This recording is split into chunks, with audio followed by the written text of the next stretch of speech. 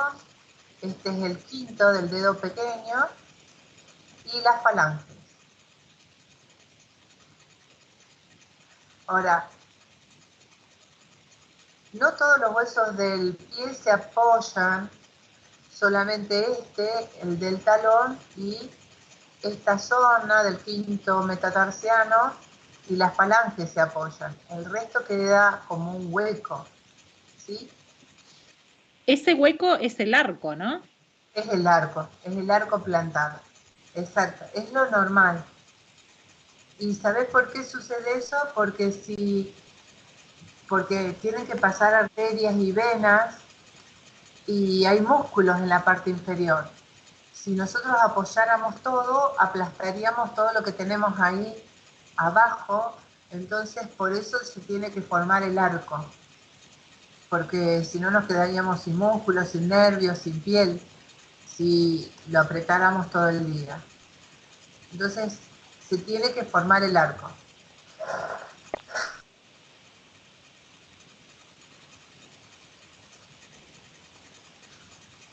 Bueno, ¿Qué ¿alguna pasa pregunta? con los que tienen pie plano? Y bueno, esos tienen problemas porque la gente que tiene pie plano después empieza a sentir dolores, les duelen los pies. Entonces, porque está apretando todo lo que tiene en la planta. Entonces, tienen problemas después en la postura porque tratan de apoyar los pies para que no les duela. Después a veces tienen problemas de columna porque tratan de buscar una posición para que no les duelan los pies. Entonces le trae una serie de problemas. Tienen que usar plantillas. Yo de chica tenía el pie plano y era chueca, tenía las rodillas para adentro. Y esa era una de las, y problemas en la columna, y sí, me dolían los pies, todo. Después con un tratamiento me generaron los arcos y todo se resolvió. ¡Ay, qué suerte! Porque hay gente que tiene que usar plantilla toda su vida. Sí, no, a mí usé zapatos ortopédicos hasta los 12, más o menos, un bajón. Claro, por eso. Pero es que si no, ¿Y qué pasa con las venas y arterias que usted dice que hay ahí abajo, si las estamos presionando al tener pie plano? ¿cómo, perdón? ¿Qué pasa con las arterias y con las venas? Claro, si al tener pie plano las presionamos, los vasos sanguíneos, todo lo que tenemos ahí abajo. ¿Qué pasa con eso? A la altura del talón, las arterias y venas y los nervios no pasan por debajo del talón, pasan por los lados, así que esas no se aprietan. El problema es en esta zona, en la zona del arco. Entonces, ahí es donde empiezan a haber problemas de dolor y eso, y los chicos tratan de apoyar los pies de otra manera para no sentir, porque ante la falta de oxígeno y eso, aparece el dolor, ¿sí? Y porque lo está forzando. Entonces, automáticamente uno busca apoyar el pie de manera que no te duela. Pero ahí empezás, que se te ponen chuecas las piernas y tenés problemas de columna, porque las posiciones que la persona busca son para evitar el dolor. Pero entonces no las terminás aplastando del todo, porque tratás de buscar que no te duelan. Entonces de esa manera no las aplastás totalmente. De todas maneras, la naturaleza es sabia y si se tocan la planta del pie es bien acolchada. Es como, tienen cierta protección para evitar que se anulen los nervios, las arterias y las venas.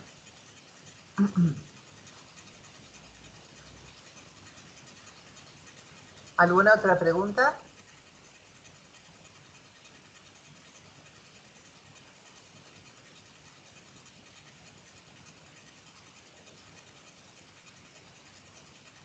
Así saco el atlas y seguimos con la clase.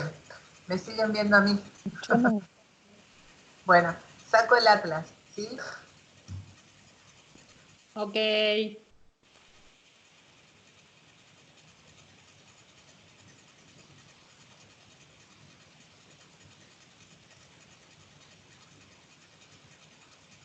Ahí volví.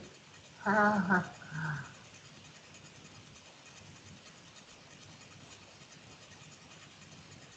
Bueno,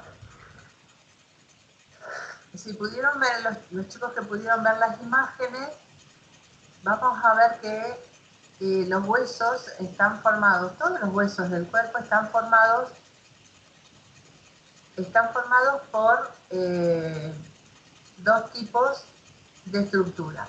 El tejido compacto, que es el que va a estar por fuera, y el tejido esponjoso, que está por dentro. ¿Sí? Entonces, ¿cuál es la diferencia? El tejido compacto no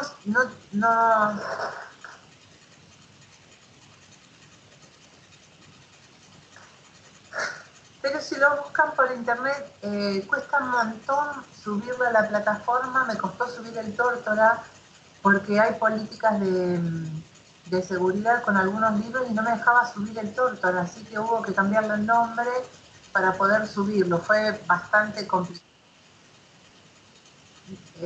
Sí, ahora sigo. Me están preguntando si podía subir el Atlas. Pero si ustedes se meten en internet, ¿sí?, y lo buscan al Atlas, Atlas de Anatomía de Atlas de Anatomía Humana de Netter, se escribe N-E-T-T-E-R, Netter, que es el autor, un norteamericano que hizo esos dibujos, que lo hizo espectaculares. ¿Sí? Es fácil de que ustedes lo puedan ubicar, porque subir el Tórtora se me complicó un montón. ¿Sí? El Atlas, ustedes van a ver que tiene muy lindas imágenes. Si encuentran otro Atlas de anatomía, también sirve. En general tienen las imágenes, pero no tienen texto. Y ustedes van a ver que tiene un montón de flechitas con unos nombres raros. No le hagan mucho caso a esos nombres porque los van a confundir. Por ahora estamos identificando los huesos, ¿sí?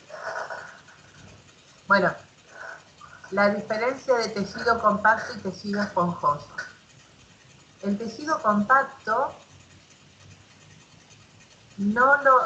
como su nombre lo indica, no tiene espacios o huecos visibles a simple vista. Por eso es compacto, ¿sí?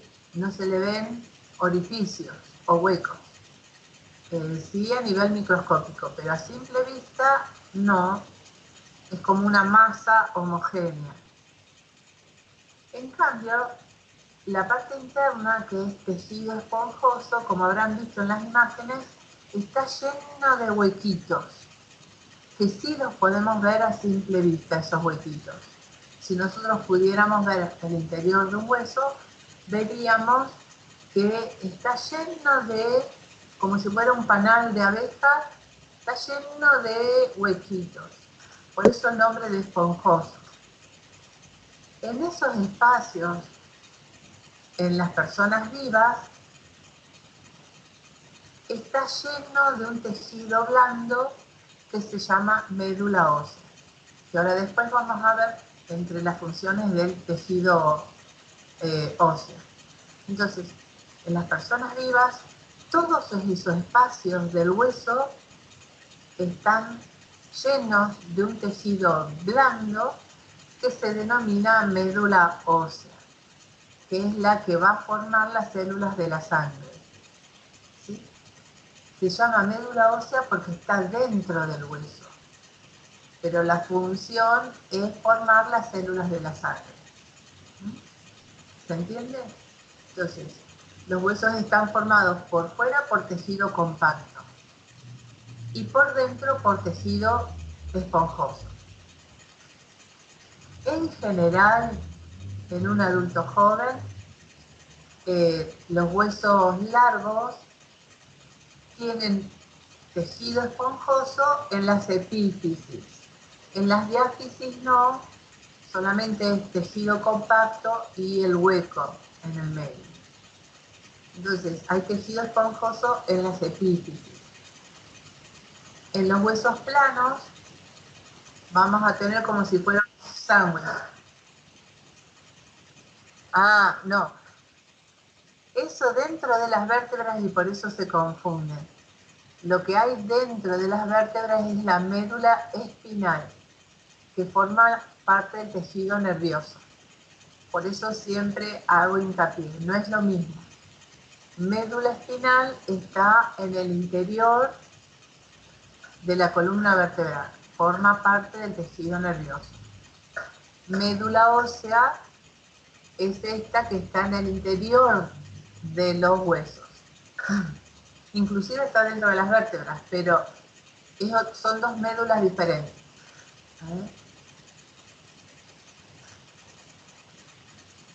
Entonces, eso. Siempre se presenta esa confusión. Cuando uno habla de trasplante de médula, en realidad es la médula ósea. La médula espinal no se puede trasplantar todavía.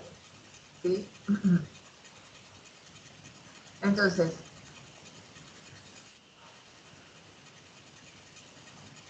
exacto. Bueno, entonces decíamos que los huesos planos es como un sándwichito. De un lado y del otro es tejido compacto y en el medio hay tejido esponjoso. Y algunos huesos tienen más tejido esponjoso que otros, los huesos planos. Y en los huesos cortos, en general, o en las vértebras, ¿sí?, tienen una capa bastante fina de tejido compacto por fuera y el interior es todo tejido esponjoso. Entonces, esta es la diferencia que vamos a encontrar en los huesos. Con respecto a las funciones de los huesos, no sé si habrán estado leyendo, tienen varias funciones los huesos. Primero, son palancas, antes de palancas. Primero son el sostén del cuerpo, ¿sí? Como son los órganos más duros, es el que sostiene a los huesos, el esqueleto es el que sostiene a todo el cuerpo. Sin huesos seríamos una masa blanda, ¿sí? Entonces, el sostén de todo el cuerpo son los huesos y también le dan forma al cuerpo, ¿sí? Entonces, de acuerdo a la forma de los huesos, vamos a hacer más cabezones, ¿sí?, o caras más delgadas, o tórax anchos, o tórax más angosto. Entonces, de acuerdo a la forma de los huesos, es la forma de nuestra estructura corporal. Luego son palancas en el movimiento, ¿sí?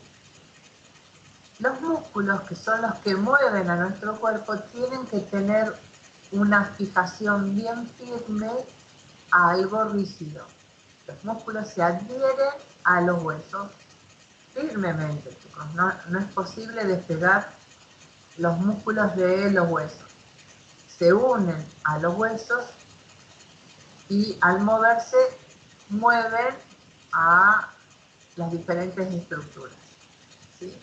Entonces los huesos es la parte, digamos, como punto fijo y los músculos los van a tironear para moverlos. Entonces sí son importantes porque son las palancas en el movimiento. ¿Cuál es la otra función muy importante? Es el mayor depósito de minerales. El principal es el calcio y el segundo el fósforo. Es el mayor depósito de calcio y de fósforo que tenemos en el cuerpo, ¿sí? ¿Por qué calcio?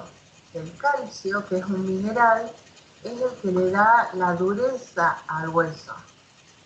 Entonces, a medida que el hueso se va formando, las células se van llenando de cristales de calcio y eso es lo que le da la dureza. Si nosotros Si un hueso pierde el calcio, es blando, ¿sí? Entonces, los cristales de calcio se van fijando y es lo que le va a dar dureza.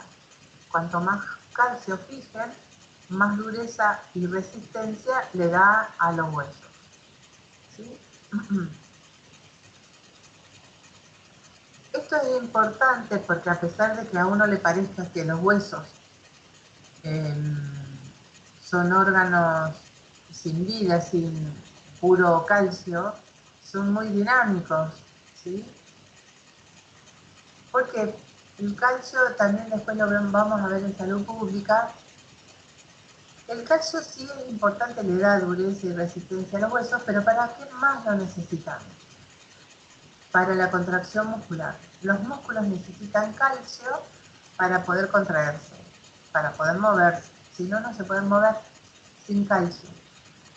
Porque el calcio en las células musculares, las moléculas de calcio hacen como una traba en los filamentos musculares para mantener la contracción muscular. Si no, un músculo no se podría mantener la contracción. Entonces hace como una traba. Eso a nivel químico, ¿sí? Entonces el calcio es necesario para la contracción muscular. Cuando... Sí, y ahora les explico.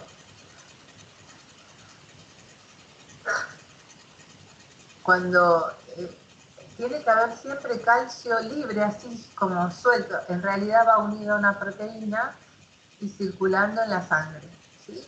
Siempre tiene que haber un nivel de calcio, siempre, las 24 horas, ¿sí? Las 24 horas del día tiene que haber siempre calcio circulando en la sangre disponible para los músculos. Y hay músculos que no paran nunca, el corazón no para nunca, así que siempre para la contracción tiene que estar disponible calcio. Si no, no se puede contraer, ¿sí? Y el corazón y órganos que se siguen moviendo, como los intestinos, ¿sí? Parte de los riñones, que tienen tejido muscular en menor cantidad, pero tienen que moverse. Entonces siempre tiene que haber calcio disponible. Y luego, si estamos despiertos, para todos los músculos que nos movemos todo el día, siempre tiene que haber calcio disponible en sangre, ¿sí? Ese lo obtenemos de lo que comemos todos los días. Sí, por la falta de calcio. Pero chicos, si nosotros comemos en la dieta la dosis recomendada de calcio, la dosis necesaria de calcio, no hay problema, porque el calcio que vamos comiendo es el que va a pasar a la sangre. Si sobra, va a los huesos, pero si no, es el que queda metabolizando, circulando disponible para la contracción muscular. Pero ¿qué pasa si no lo comemos? Entonces, ¿dónde tenemos calcio? En nuestros huesos. Y en los huesos va a haber células que comen hueso, así literal, fagocitan pedacitos de hueso, ¿sí? Es como que lo trituran y liberan el calcio a la sangre, ¿sí? Por ejemplo, la glándula tiroides y otras glandulitas detectan cuando baja el nivel de calcio y no hemos comido, entonces va a mandar orden a esas células a que liberen calcio de los huesos, ¿sí? Entonces se comen pedacitos de hueso, afortunadamente no se come mucho hueso, no necesitamos tanto, y libera calcio a la sangre para que esté disponible, ¿sí? Entonces, cuando nosotros volvemos a comer, esos pedacitos se vuelven a recuperar. Pero ¿qué pasa si estamos muchos días sin comer nada de calcio, ahí vamos a estar en problemas. O cuando somos grandes, ya mantener ese equilibrio es difícil, entonces vamos a perder hueso. Ahí se forma la osteoporosis. ¿Puede haber osteoporosis en personas jóvenes? Sí, si no consumen las cantidades adecuadas de calcio. Entonces el calcio se va a ir rompiendo pedacitos de hueso para mantener el calcio en sangre. Entonces puede aparecer osteoporosis en personas jóvenes si no tienen alimentos que les proporcionen el calcio. Y esto hay que tenerlo en cuenta. Entonces, ¿qué es la osteoporosis? Se forman agujeros dentro de los huesos. Agujeros. ¿Sí? Y por lo tanto pierden resistencia y se pueden quebrar más fácilmente. Entonces, el aporte de calcio, lo que comemos de calcio, tiene que ser diario. Los chicos en etapa de crecimiento necesitan más cantidad, después ya no tanta, pero sí igual todos los días. Y cuando somos grandes, también tenemos que seguir comiendo alimentos con calcio. ¿Se entendió esto? Es muy importante. ¿Sí? Porque uno piensa que el calcio, lo que todos creemos, es que el calcio solamente sirve para los huesos. Y no, no es así.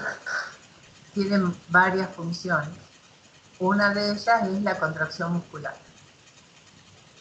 ¿Puede haber paro cardíaco por falta de calcio? Sí, tiene que ser extremo, pero puede haber. ¿Alguna pregunta?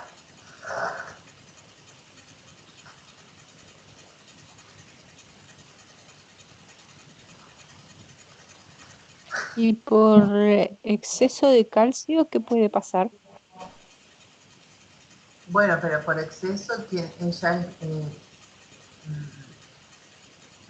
no pasa nada porque se depositan los huesos. No.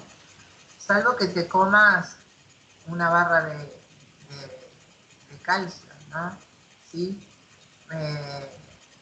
Salvo que te comas las cáscaras no las cáscaras, el caparazón de las almejas o de las ostras o de los mejillones, que eso es puro calcio. Salvo que tu dieta es a base de eso, ahí va a haber un problema, pero si no, no. Las dosis que comemos habitualmente no pasa nada, se depositan los huesos. Salvo que haya una patología, ¿eh? Hay patologías en que se deposita el exceso de calcio en los huesos, pero es patológico. Gracias, profe. Sí, pero no pasa nada, ¿eh? Sí, está siempre bien. Podemos tomar leche, después comer queso, esos son los productos. La mejor fuente de calcio hasta ahora es la leche y todos sus derivados. Uno puede tomar un litro de leche y se depositan los huesos, no hay problema.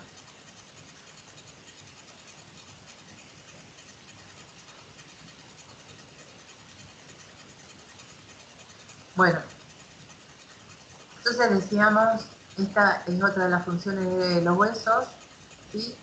Además de que el calcio le da la dureza, es depósito, como es un depósito de calcio, porque se puede utilizar para otras cosas. La otra función es que aloja la médula ósea, ¿sí? Es lo que decíamos, que es ese tejido blando que está ubicado en los espacios del tejido esponjoso. Todos esos espacios están llenos de un tejido blando. Es diferente del hueso, es totalmente diferente, ¿sí? Pero está ahí en esos huecos. Ese tejido blando está lleno de células, como células madre, que van a originar todas las células de la sangre. Esas células progenitoras, ustedes después lo van a ver en el laboratorio, esas células progenitoras o células madre van a originar los glóbulos rojos o eritrocitos, los glóbulos blancos o leucocitos y las plaquetas o trombocitos. Esas células que forman la sangre se originan ahí en las células de la médula ósea. ¿Sí?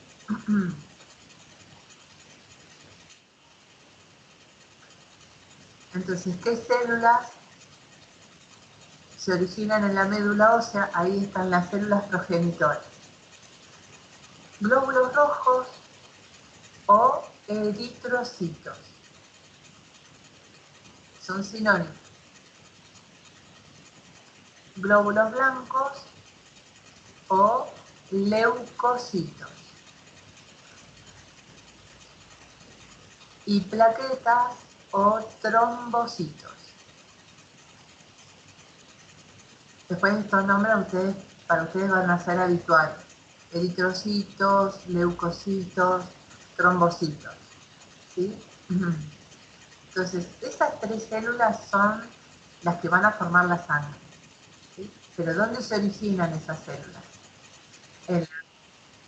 En la médula ósea, en las células que están presentes en todos los huecos del tejido esponjoso, en todos los huesos del cuerpo. ¿Tanta médula ósea necesitamos? Sí. Sí, decime.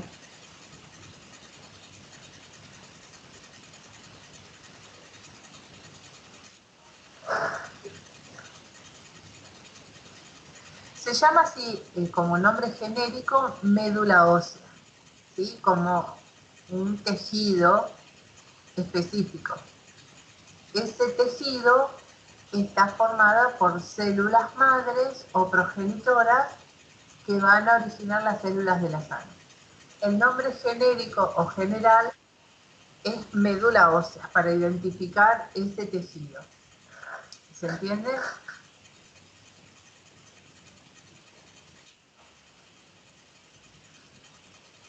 Bueno, ¿necesitamos tanta médula ósea? ¿Necesitamos tanto de ese tejido? Sí, porque además de tener millones de esas células, el promedio de vida de las células de la sangre es corto, ¿sí? Los glóbulos rojos viven un promedio de 120 días. Después son eliminados.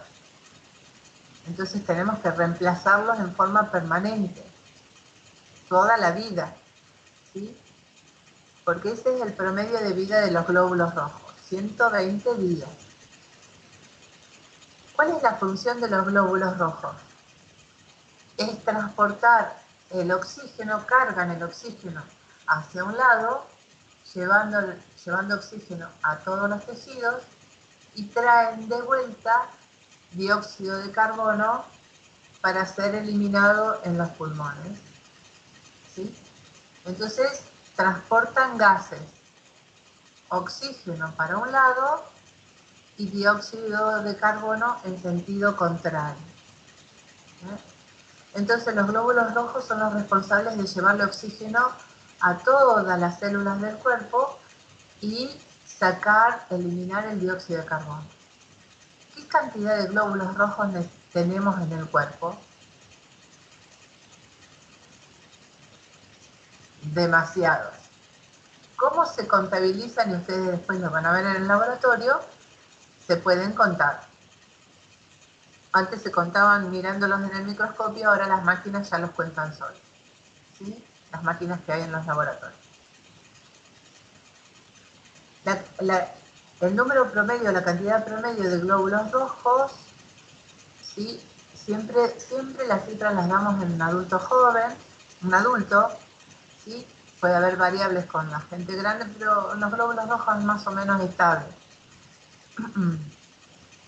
Entre 4 millones, 4 millones y medio, o 5 millones, 5 millones 200.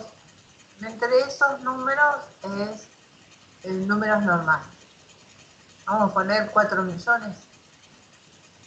4 millones de glóbulos rojos por milímetro cúbico. O sea, que en una gotita de sangre hay 4 millones. Podría haber 4.500.000 o 5 millones. ¿Sí? En un milímetro cúbico, o sea, una gotita. Ese es el número normal de glóbulos rojos. Imagínense la cantidad que tenemos en 5 litros de sangre que tenemos de promedio. ¿Sí? Entonces, si yo les pregunto cuál es el número normal o el número promedio de glóbulos rojos, si ustedes me ponen 5 millones, está mal, porque no tenemos 5 millones en total. 5 millones por milímetro cúbico. Ustedes imagínense que si en la cantidad que tenemos en los 5 litros es incontable. Encima viven 120 días, después son eliminados por el hígado o por el vaso, ¿sí? Y hay que reemplazarlos. Todos los días se forman nuevos glóbulos rojos. Entonces, la médula ósea, por eso hay tanto de ese tejido en todos los huesos del cuerpo. Con respecto a los glóbulos blancos, ¿sí? Hay 5 tipos diferentes de glóbulos blancos. Se llaman todos leucocitos, después van a ver los nombres diferentes, pero son los responsables de las defensas. Son los que nos defienden de lo que nos va a hacer daño. Por ejemplo, ahora el coronavirus es un virus. Los que lo eliminan de nuestro cuerpo son los glóbulos blancos. Son de defensa. Entonces, el número total de glóbulos blancos por milímetro cúbico varía entre 6.000 y 10.000. Bastante diferente los glóbulos rojos. ¿Sí? Entonces, entre 6.000 y 10.000, más o menos es el promedio de glóbulos blancos por milímetro cúbico. ¿Sí? Los glóbulos blancos pueden vivir días o meses. Depende de que si han tenido que luchar contra un virus, como supónganse ahora, salieron de la médula ósea y se encontraron con el coronavirus y tuvieron que salir a pelear, duraron muy poco. Entonces, siempre hay que reemplazarlos. Y algunos pueden durar meses. ¿Sí? Pero es variable el promedio de vida Sí, por la falta de glóbulos rojos se produce anemia. O por la falta de hierro. ¿Sí? También podemos ser anémicos por la falta de hierro. ¿Sí? Entonces,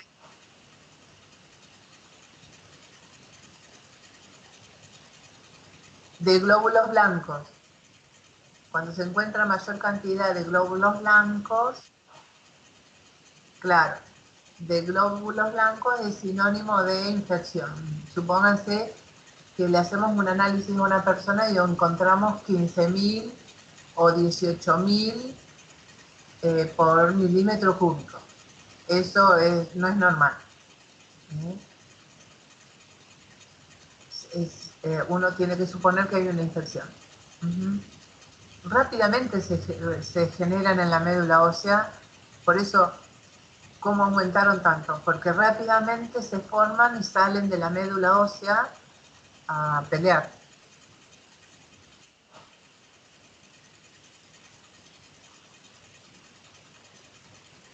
Gabriel, no habías aportado nada hasta ahora.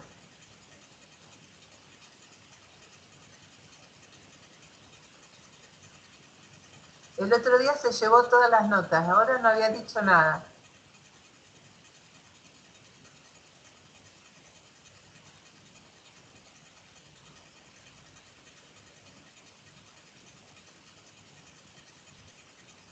Se quedó callado, Gabriel. Bueno, seguimos entonces. Los glóbulos blancos tenemos ese número promedio.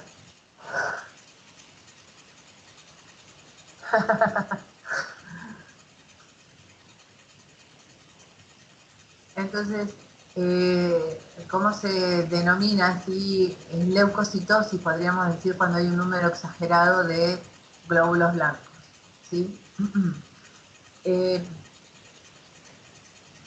Puede ser indicativo de otras enfermedades, el número aumentado de glóbulos blancos, no solamente de infección, ¿sí?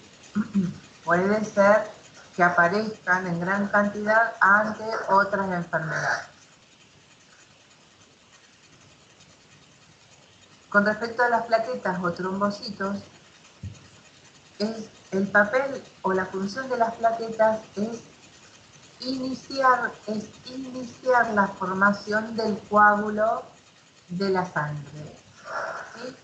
Ustedes habrán visto cómo es un coágulo, ¿no? La sangre es líquida y cambia a gel, ¿sí? Cambia la estructura de la sangre de líquida a un estado de gel, ¿sí? Como de gelatina. Ese es lo que pasa con la sangre. Se forma un coágulo, cambia la consistencia. ¿Y para qué se forma el coágulo? Para detener la pérdida de sangre. Cuando hay una lastimadura, se rompe un vaso sanguíneo, inmediatamente la sangre, ¿sí? Inicia todo el proceso de coagular la zona para hacer un tapón. Pero quienes inician la formación del coágulo son las plaquetas. Para que la sangre pase de líquido a gel, hay una serie de pasos. Si no se cumplen todos esos pasos en orden, no se va a formar el coágulo en la sangre. Las que inician son las plaquetas. Cuando las plaquetas detectan un lugar de daño, de lesión en la pared de un vaso sanguíneo, ¿sí? Que puede estar lastimado, cortado, inflamado, áspero, las plaquetas inmediatamente reaccionan así, pegándose unas a otras, ¿sí? Entonces, a partir de ahí inician todo el proceso de la formación del coágulo. Lo inician las plaquetas. Claro, no sé, si falla uno de los pasos, tienen problemas de coagulación. Exacto. Puede ser por falta de plaquetas, no se inicia, o falta una de las proteínas que desencadenan la formación del coágulo y tampoco se forma el coágulo. Se tiene que respetar, es una sucesión de pasos. Si hay alguna falla, hay grandes dificultades para que la sangre coagule. ¿Sí? Entonces, las plaquetas serían las que inician los trombocitos, pero las plaquetas no son células enteras, ¿sí? La célula que origina las plaquetas está en la médula ósea, ¿sí? Son los megacariocitos. Una vez que se forman, es como que se fragmentan, se rompen pedacitos, y esos pedacitos salen a la sangre y son las plaquetas. Son fragmentos de la célula que se originó en la médula ósea. ¿Sí?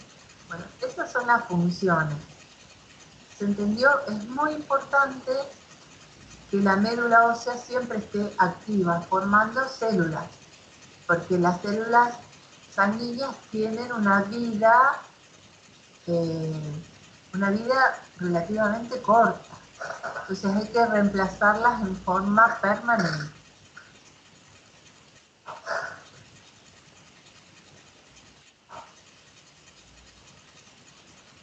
Megacariocito. Megacariocito.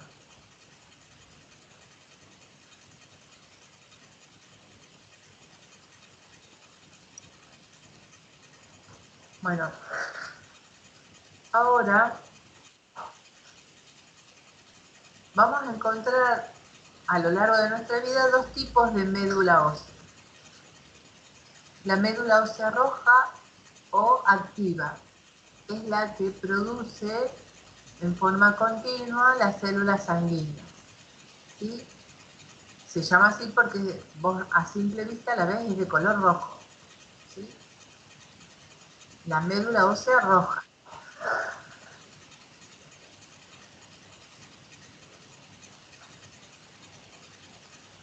Son las que interfieren en qué, no entendí el mensaje.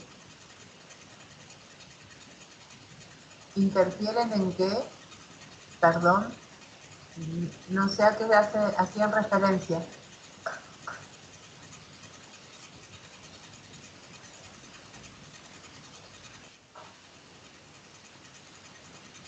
En una herida, si interfieren, digamos, que obstaculizan, no.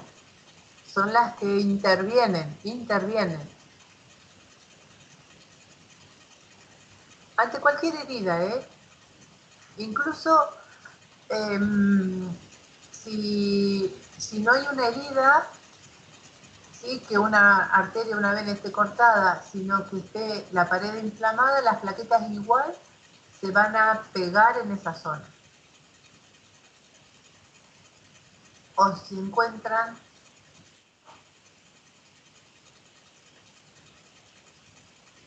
cicatrizan no, el moretón es un golpe que te diste en algún lugar, ¿sí? Sin tener una herida abierta. Es un golpe, no se te abrió la piel ni te desgarró el músculo, pero ese golpe rompió alguna arteria o alguna vena y sangró, ¿sí? Entonces, después esa arteria o esa vena se va a cicatrizar, pero la sangre que ya, hasta que se formó el tapón y el coágulo, la sangre que salió hacia los tejidos es lo que vos después ves como el moretón, ¿sí? Y después ese moretón con los días va desapareciendo porque vienen glóbulos blancos que hacen tareas de limpieza y van comiendo, van fagocitando esos restos de sangre que quedaron derramados y lo van fagocitando y lo reciclan. Toda esa sangre se recicla, ¿sí? Pero vienen los glóbulos blancos y limpian esa zona. Por eso el moretón va cambiando de colores. Primero puede ser rojo y después como violeta, como verde, amarillo. ¿Sí? Me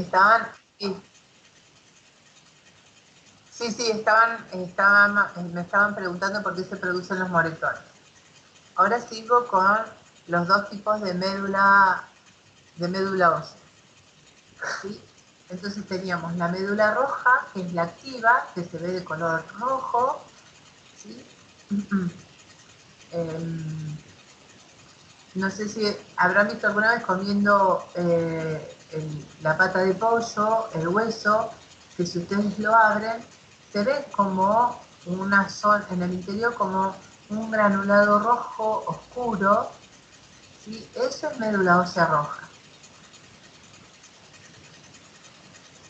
Entonces, la médula ósea roja es la activa. Y luego vamos a tener la médula ósea amarilla, que es inactiva.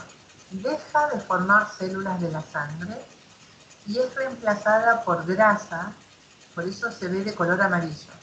Por eso es médula ósea amarilla. Cuando se está formando el embrión y el feto, ¿sí?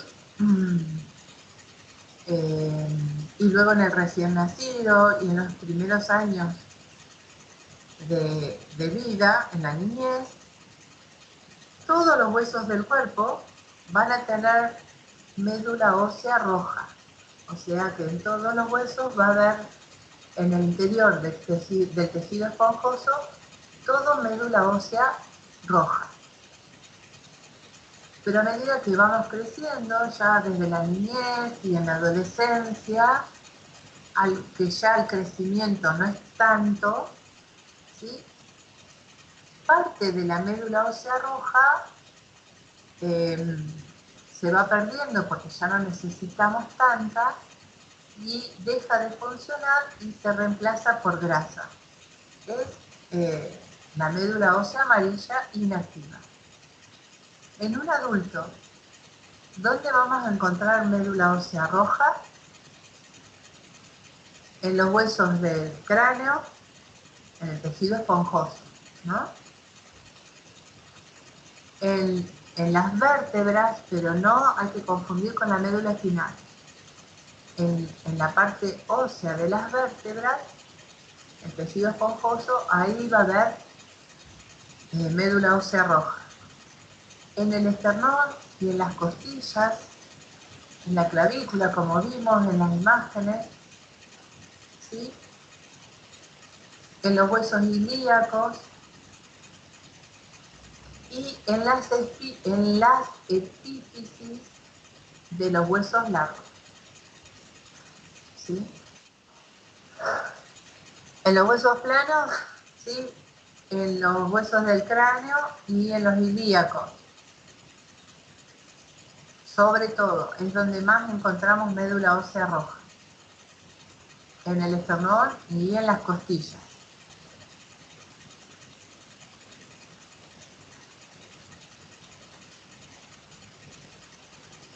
¿Hola?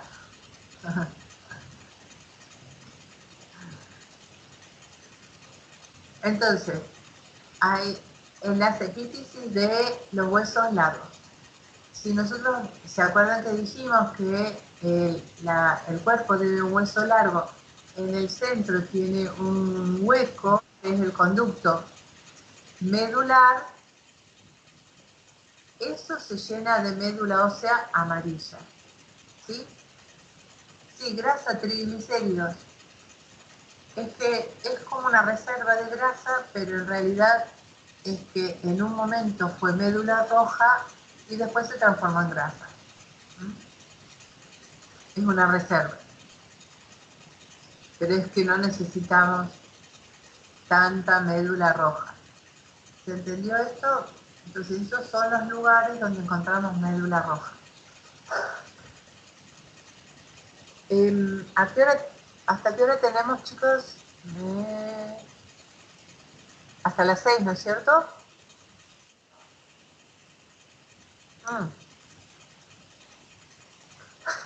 Bueno, entonces como ven, chicos, las funciones de los huesos son varias, muy importantes, todas, ¿sí? Y ahora lo que vamos a ver para terminar de ver huesos, ¿sí? Es osificación, es la formación de los huesos. Osificación.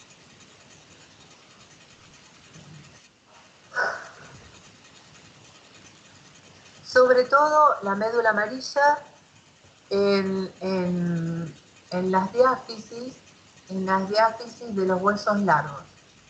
En el cuerpo de los huesos largos, ¿sí? Donde está ese hueco que yo les decía que es el conducto medular, eso está lleno de médula amarilla.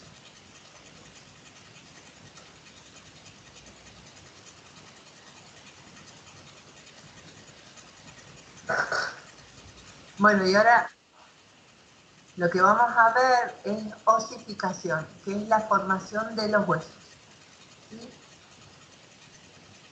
En un principio, en la etapa del embrión, en la formación del embrión y del feto, los huesos no son tal como los conocemos ahora, sino que se forman por otro tejido que es el cartílago. ¿Sí? El cartílago, que es lo que yo les dije, la nariz es cartílago, las orejas es cartílago, la laringe, la tráquea, los bronquios están formados por anillos de cartílago. ¿Qué diferencia hay? El cartílago es un tejido que es rígido, o sea que mantiene la forma, pero es más flexible y no tiene calcio. Entonces el tejido cartilaginoso es un tejido que mantiene la forma, es rígido, ¿sí? Es flexible, pero no tiene calcio. Entonces, en la etapa fetal, todos los huesos del feto son en un principio, en la etapa del embrión y del feto, se forman y son de cartílago. ¿Por qué? Porque es más flexible y las células del cartílago pueden moverse, pueden reproducirse para aumentar el tamaño del hueso, ¿sí? Entonces, el embrión y el feto están creciendo, entonces, en un principio los huesos, los pequeñísimos huesos se forman de cartílago y luego se van transformando en óseo. Entonces, para que esos pequeños huesos se formen y aumenten de tamaño, las células de cartílago se pueden reproducir. Pero a medida que aumenta el tamaño del hueso, en la zona central, parte de esas células de cartílago se empiezan a llenar de calcio, ¿sí? Y se van volviendo duras y ya no se pueden mover ni se pueden reproducir, ¿sí? Se llenan tanto de calcio que ya no pueden hacer nada más que dar dureza y resistencia. Ese es el proceso de osificación, la transformación de cartílago a hueso, a tejido óseo. Todos los huesecillos del embrión que se forman o del feto se empiezan a osificar desde el centro, desde el interior hacia afuera, ¿sí? Pero la mayor parte del hueso sigue siendo de cartílago, si no, no podría crecer, ¿sí? Entonces, las zonas internas del hueso se empiezan a transformar en tejido óseo, en el duro, y así se va formando el tejido esponjoso con pequeños huecos.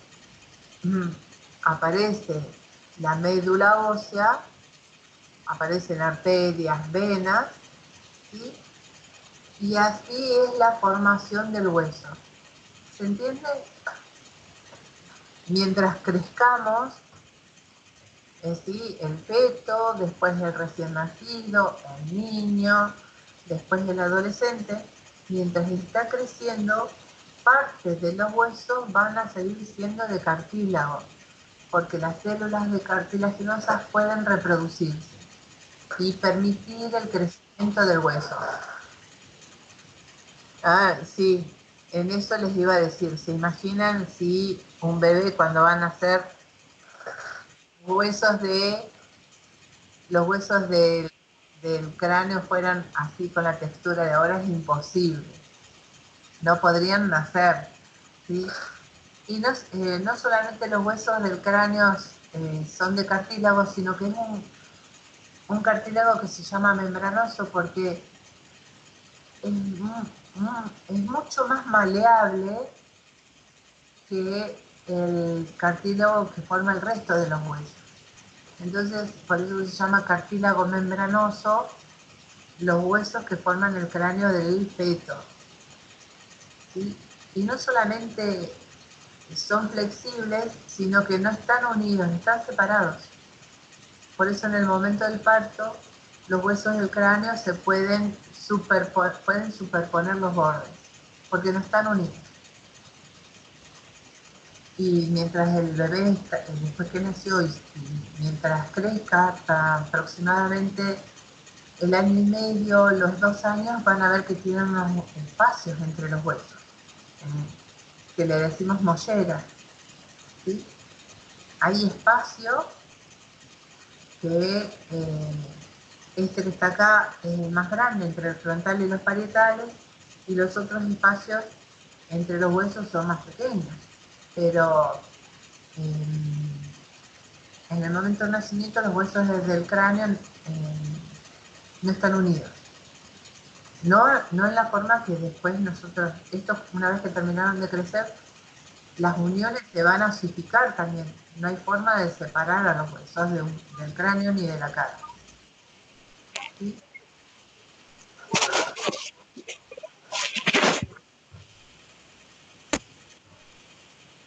¿Se entendió lo de osificación entonces?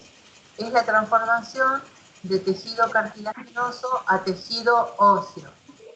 Esa osificación siempre ocurre desde adentro hacia afuera, ¿sí?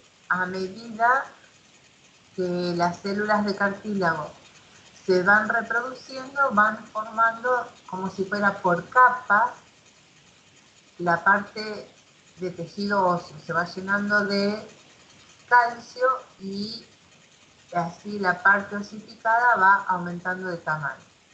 Pero siempre tiene que haber cartílago. ¿Sí? La presencia de la parte cartilaginosa de los huesos lo da la hormona de crecimiento. ¿Sí? Es una hormona segregada por una glandulita que está acá dentro del cráneo, que es la hipófisis. La hormona de crecimiento es la responsable de que se mantengan los cartílagos de crecimiento. ¿Sí? En las personas que yo les decía con enanismo, hay un déficit o una falta total de hormona de crecimiento, por eso los huesos dejan de crecer.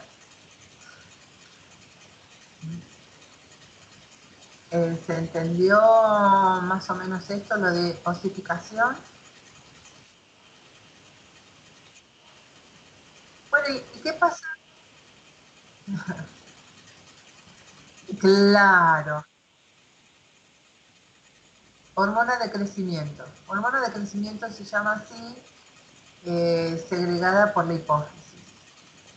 En el caso del gigantismo, es un exceso, es permanente, los huesos siguen creciendo, creciendo, creciendo. No paran. Tal cual. Ese es el exceso. Generalmente hay un problema, algún tumor en la glándula hipófisis que hace que se segregue esa hormona. ¿Qué pasa con los huesos una vez que crecemos? ¿Sí? Si nos fracturamos, estamos al horno, no tenemos más hueso. ¿Sí? El hueso es un tejido muy especial porque una vez que crecemos, cuando terminamos de crecer, desaparecen los cartílagos de crecimiento. ¿Qué pasa si se rompe un hueso? La glándula hipófisis es con H, hipófisis. Esa es la que segrega la hormona de crecimiento. En la clase que viene vamos a ver eso.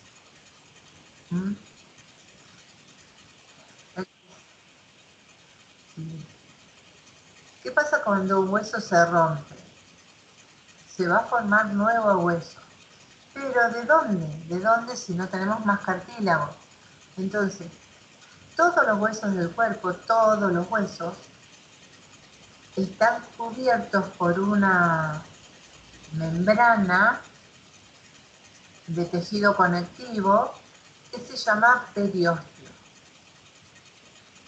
Acá las células del periósteo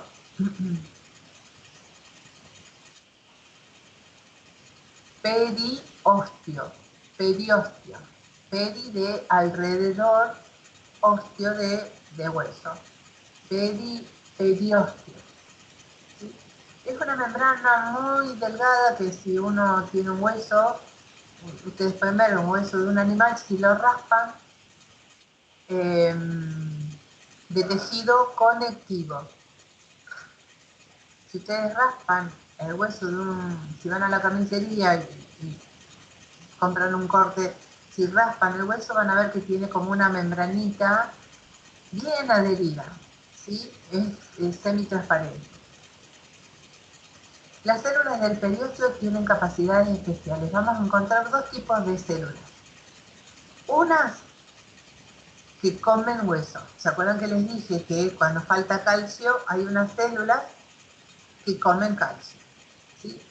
Entonces, en el periósteo hay células que actúan como fagocitos que comen, que se llaman osteoclastos.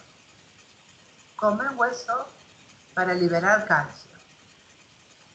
Y después va a haber otras células que son formadoras de hueso, que son los osteoblastos.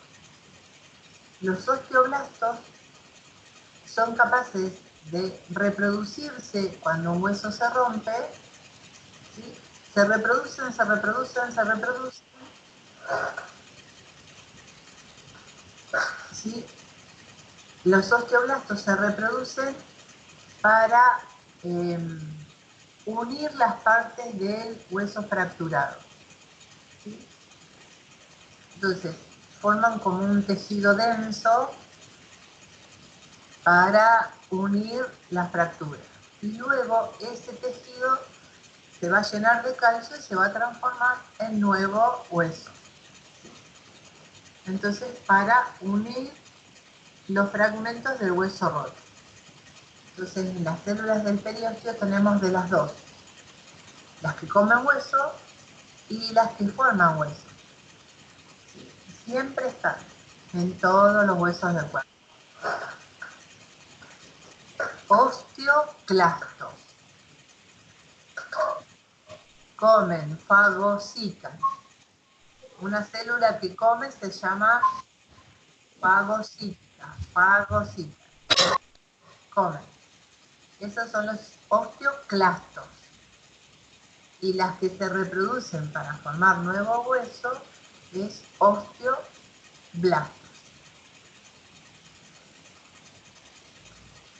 Estas dos tipos de células son las mismas que intervienen cuando hay que liberar calcio, romper fragmentos pequeños de hueso y formar nuevo hueso. Estas dos células son también las encargadas de lo mismo, siempre están presentes. ¿Alguna pregunta, chicos, de osificación o formación de hueso?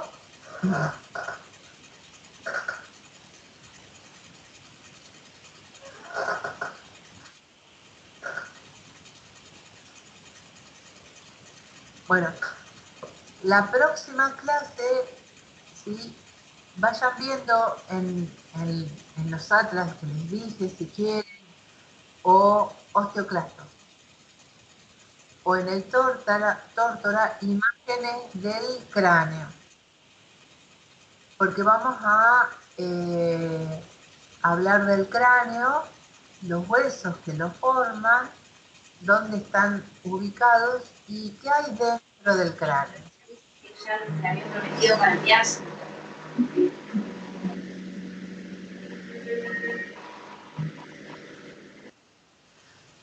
No importa cuál edición del Netter, cualquier edición del Netter tendrías que revisar una a ver si están espera, yo ya te digo cuál edición tengo porque tengo el libro también. A ver.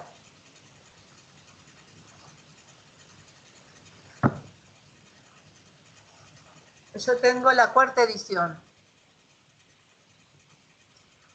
Que a ver si ven, este libro tiene esas imágenes. ¿Sí? Es la 4ª edición.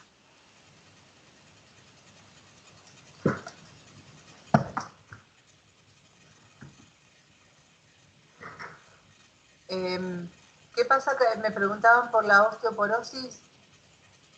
¿Por qué si están estas dos células hay osteoporosis? Eso es lo que me preguntaban.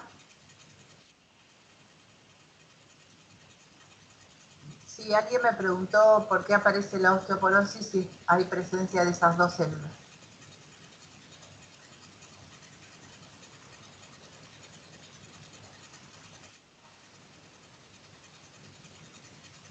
No, los osteoclastos rompen hueso y los osteoblastos forman hueso. ¿Qué pasa? ¿Por qué aparece la osteoporosis? ¿Sí? La osteoporosis aparece cuando se rompe más hueso del que se forma. ¿Sí? Acuérdense que necesitamos calcio libre las 24 horas. Si no comemos calcio, ¿sí? Se va a romper más hueso del que se forma para reemplazarlo. Entonces se produce un desequilibrio, se rompe más y no se alcanza a reponer porque no hay calcio, entonces ahí aparece la osteoporosis. ¿Se entendió? Están las dos células, pero francamente hay un desequilibrio. Por eso les decía que para evitar la osteoporosis, el consumo de calcio tenemos que comer en forma diaria.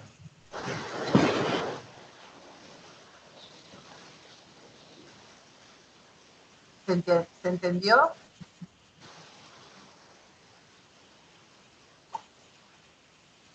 Bueno, ahora vamos a...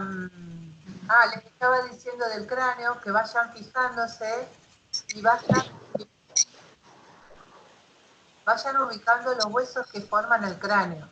¿Sí? Así van aprovechando mejor la clase. ¿Sí? Los 8 huesos que forman el cráneo. En el atlas, si pueden mirarlo por internet, se ve, o en el tórtora, se ve bien la imagen de lo que es el cráneo e identificar los diferentes huesos, y porque vamos a hablar del contenido. ¿Sí? Y ya para la clase que viene les voy a dar un trabajo práctico de anatomía y fisiología. ¿Sí?